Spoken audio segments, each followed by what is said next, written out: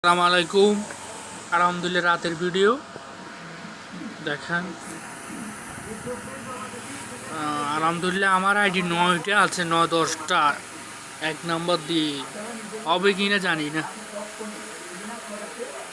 এখন কষ্ট হয়ে গেছি।